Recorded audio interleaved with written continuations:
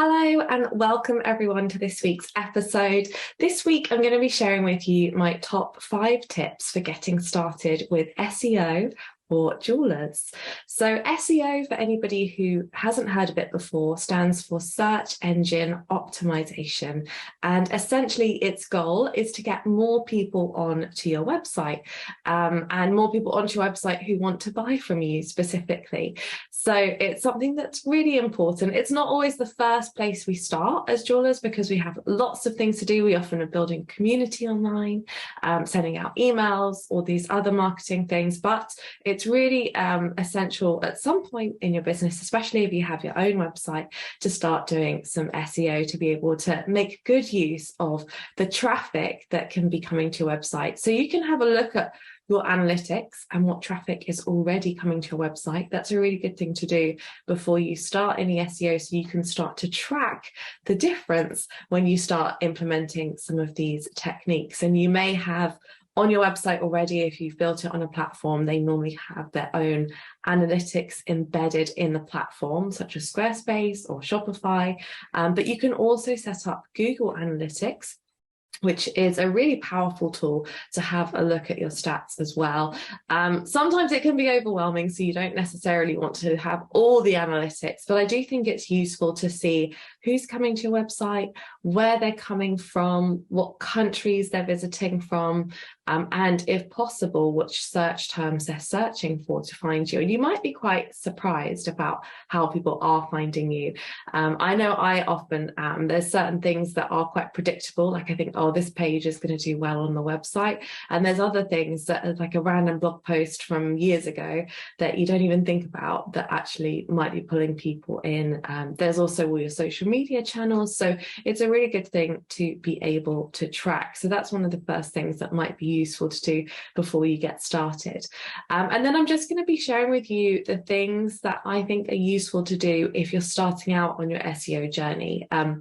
I remember going to lots of workshops when I was building my business about SEO and learning all the things about it. And actually, sometimes I felt like it was just too much. It was overwhelming again. It was, and I'd go away from the workshops thinking I should do all of those things. And of course, I wouldn't do many of them because it was just too many things to implement. So what I'm going to try and share with you today are some things that I think are actionable in your business and will make a difference, but I don't mean that you're becoming a full-time SEO expert. And actually, it's the little things and doing them regular and often that actually make a huge difference to SEO anyway. So it's very manageable, and it's something you can build into your diary and structure in at a time that is right for you. So my first tip for getting started with your SEO is to write down and research your keywords. And keywords are phrases or words that people will type into Google when they want to find you. And often, if you think about the customer journey, they'll often start with something more general. For example, they might type in handmade engagement rings. You might think that's already quite specific, but it's not. These days, keywords, we want them to be as long tail as possible. So long tail means that they're actually quite long, like they have quite a lot of words, normally quite descriptive, to get very specifically to you and your jewelry if that's something that they're looking for. So you might start with something like, handmade engagement rings. So that will bring up loads of search results. That's going to be a really popular kind of search term. So we don't really want to go for something like that because there will be so many people to compete with. Quite a few very big sites like Etsy, Pinterest. There'll probably be quite a few things even on Amazon and places like that. And we're trying to pick keywords where we can actually make a difference, so we can show up. And often when people start their journey, they'll start with something like that. Then they'll look and they'll be like, oh no, I don't just want any handmade engagement ring. They might put handmade rustic engagement ring. Then we're getting a bit more specific, and it's something that might be a little bit more an arena that we can compete in terms of keywords. Then they might look at the rustic ones for a while and think, actually, I really like some wood in there. So they might go for handmade rustic wooden engagement ring. Now we've got specific. So this is something where, as a small business, as a designer, we can actually compete. And we're not trying to get people necessarily at the beginning of their search journey online. We want to get them when they know what they want and it's going to match what you want. So again, thinking about that journey, they've probably looked now for about 5 or 10 minutes at lots of different pictures of engagement rings. They've seen ones that they like. They know that they like wood. They know they like the rustic feel. They might also want a diamond in it, so they might even add that onto it as well. So hopefully you get the idea of what I'm going for here with your keywords. We want a list of ideally about 10 or a maximum of 20 that are these long phrases that when people have got specific about what they want, will come to you and be like, that's exactly what I've been looking for. So again, getting away from things like handmade jewelry where they don't really know what they want at that stage. They're at the beginning of that journey. You're competing with a lot of the bigger sites. So we're just getting them maybe 10, 15 minutes along that search journey where they're ready to sort of really look on a website and be like, okay, I know what I want now. So you can do some research on this. There's a tool on Google called Google Trends, which helps to identify what people are searching for. So you can put in a few of those words or the keywords together and see, has anyone searched for that? Is that something that is getting traffic? And we want that nice sweet spot between, it's not that nobody's searching for it, but it's not that millions of people are searching for it. Ideally, we want something in between. And we don't have to do this perfectly. So just going for your best guess with the keywords. I know with my business, London Jewellery School, when I was building that, I was doing a lot of SEO, and I had some really specific keywords about location as well. So location, if your business, well, wherever your business is located, can be really helpful to bring into some of your keywords, thinking about 10 to 20 on a list. So you've got lots to play with. You want some that are about your products, but some can be about your location. So we would have jewelry classes London, silver jewelry making London, because we were in London, we were called London Jewelry School. We really wanted to get that point across, and that's what people were searching for as well. So if we just put in jewelry courses, it was too broad. That's the whole world, everyone who could ever do a jewelry course. And you know, sometimes we'd have jewelry courses, hat and garden. So they were really helpful to doing our SEO and to capturing the right sort of audience for our website. So that is the first thing. Go on to Google, have a look at Google Trends, research. Don't overthink it, but think it, and come up with this list of sort of 10 to 20 keywords. And we'll work on those for about a year, sometimes more. I mean, a lot of the ones that I just spoke about, I worked on the whole time we were there, because they were our top performing keywords, and people found us on them and we would rank really high on them, and they were very specific to exactly what we wanted. And even if your business, you can sell anywhere in the world, it's still really useful to put your town or your city, because it just gives another grounding. Sometimes people do want to visit you, or sometimes they want to know that it's somebody nearby. So that's just one way to get a little bit more specific, as well as around your products and anything else, like your values, anything that's a niche to you specifically. So once you've got your keywords, the next thing you want to do is a little bit of research and see what is currently ranking well for those search terms. So you might just, we've got 10, 20, you might just start with 5 to do a bit of research and kind of focus on maybe 5 at a time from that list. So you'll go through, type them into Google, and just be really curious. What is there? What's coming up? Are there any Google ads? They're normally quite high up at the top. What big sites are there? So the things like Etsy, Pinterest, Amazon, because with those, people will often click on them early on in the search journey to have a look at what they want. But when they've got more specific, they might be looking for a website such as yours. Then, just scroll down and see that first page of Google, what is there. A tool I also like to use for keyword research is called Wincher. I used to use this and it was really helpful. There's probably loads of tools out there now, so have a look around if you're kind of really getting into SEO. And what it would do is I would put in my search terms and it would tell me where I was ranking on Google for that search term currently.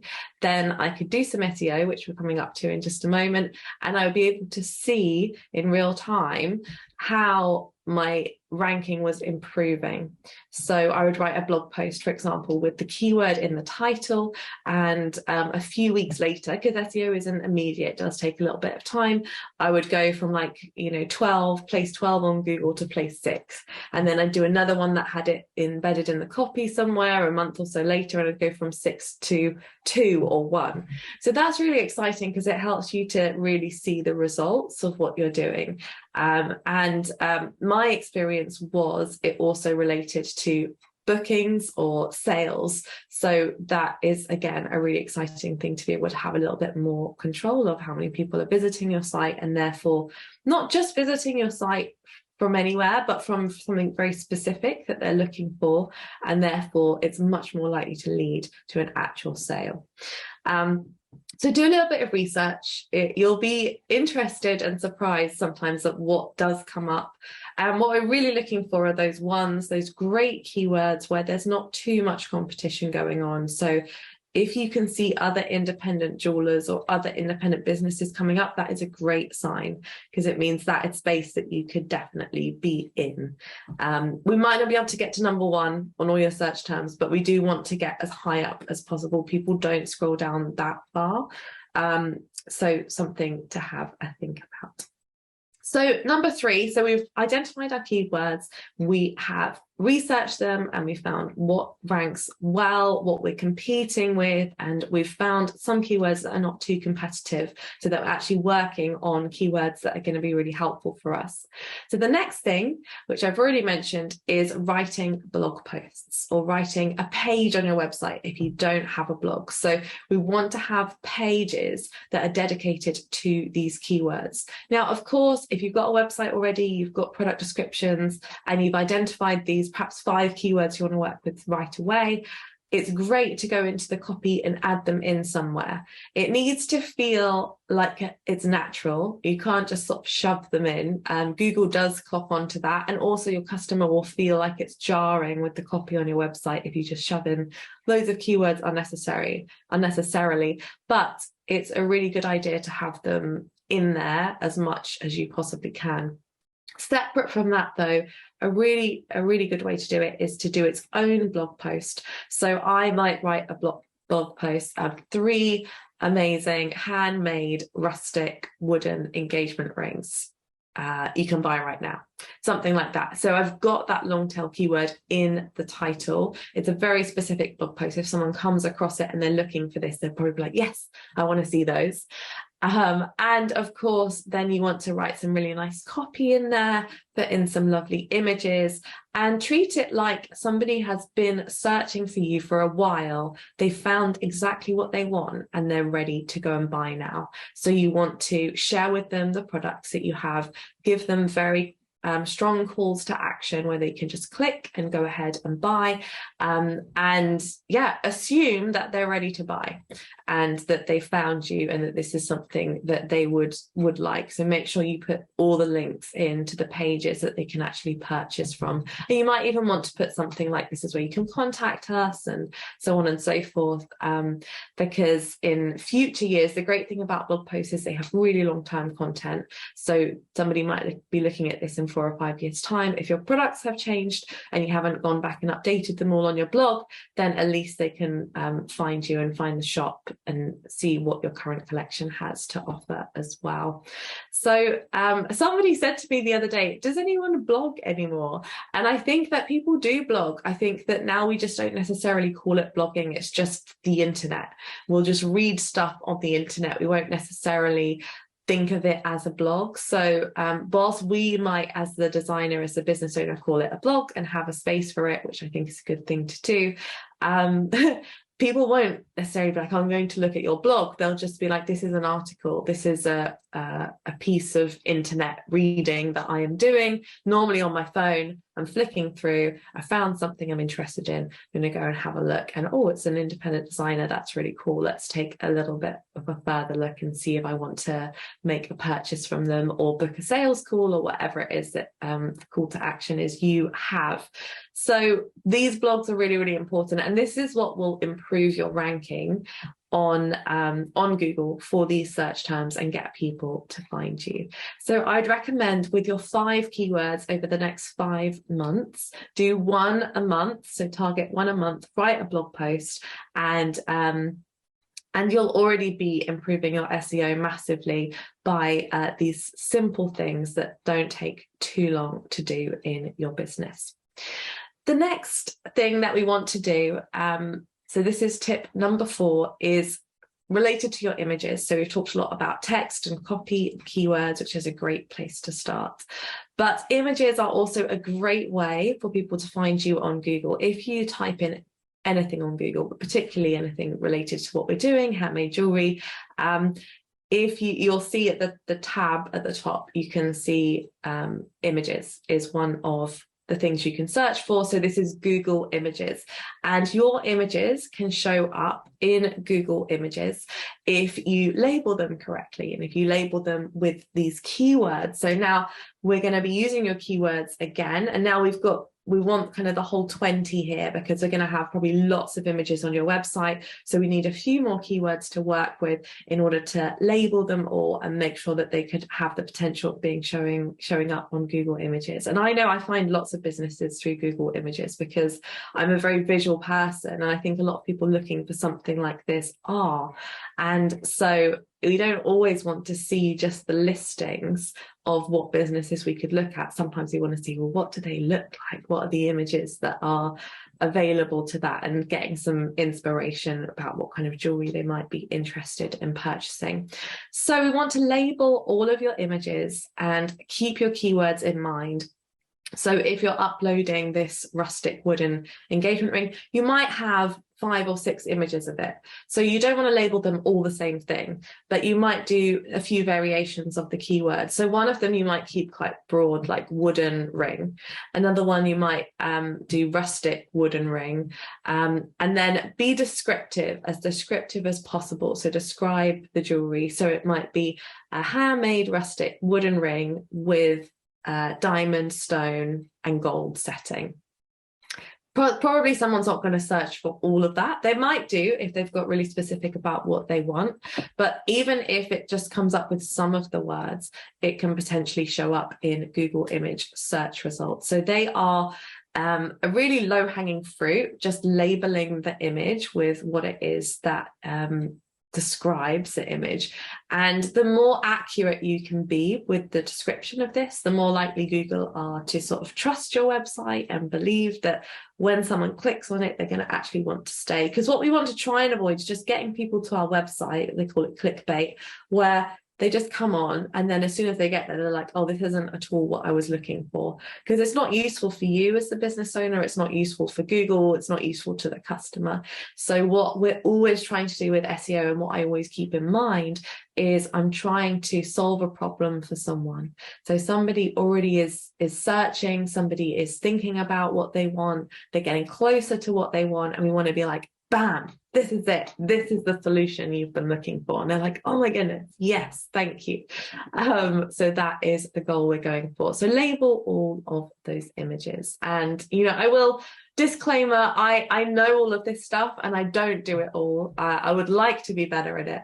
And if you are someone who's the same, you know, start with the easiest place to start. So if you have 5 bestsellers on your website and you know the images are not labeled, just go to those 5 products and just do those. Spend 20 minutes one day and you've already done the most important part. So it's just chipping away, you know, that little and often. It doesn't mean if you've got quite a big website already and you've got hundreds of products, this is quite an overwhelming task to go through and relabel them all.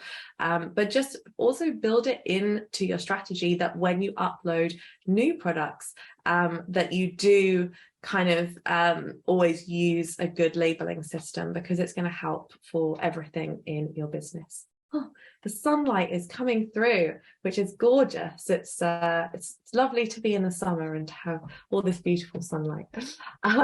Side note. So, okay, so we've named our images, we've written our blog posts, we've done research, we've got our keywords. So the final thing I just want to leave you with is to have a think about, after you've done all of those things, how you can utilize some of the other channels such as Pinterest or YouTube.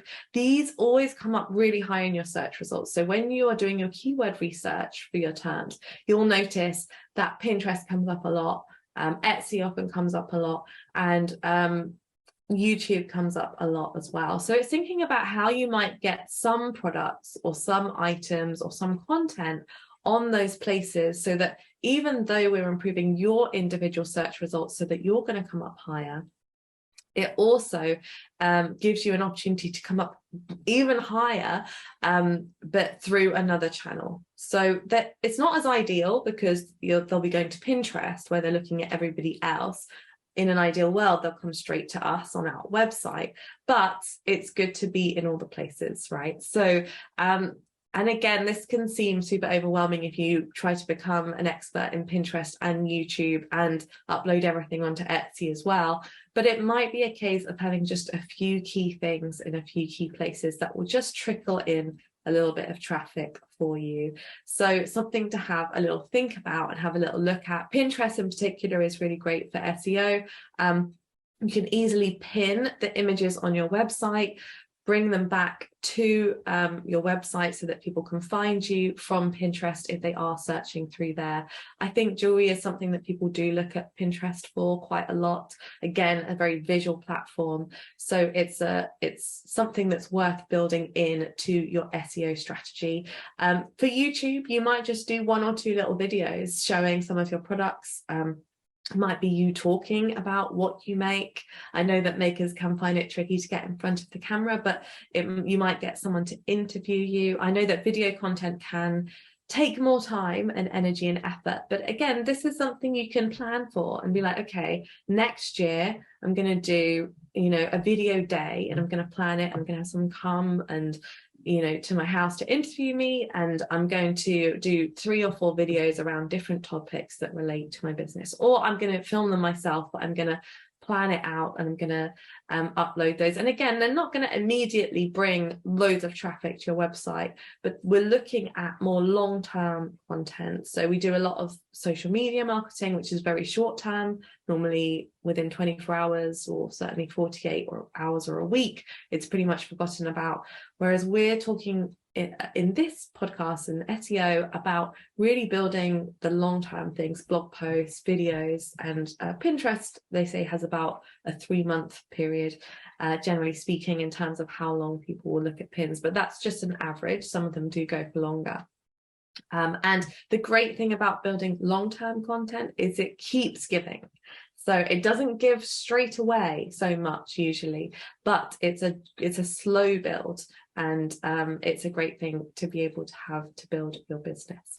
So hopefully that has been helpful to give you a quick whistle-stop tour of how you can get started with SEO. I would recommend picking one action you can take at the end of this podcast to say, okay, I'm going to do this. Make it manageable, make it something you can do around everything else that you need to do in your business, because I know it's very busy being a jewelry business owner, but these little things will kind of give fruits in the long term for your business and will build your confidence as well.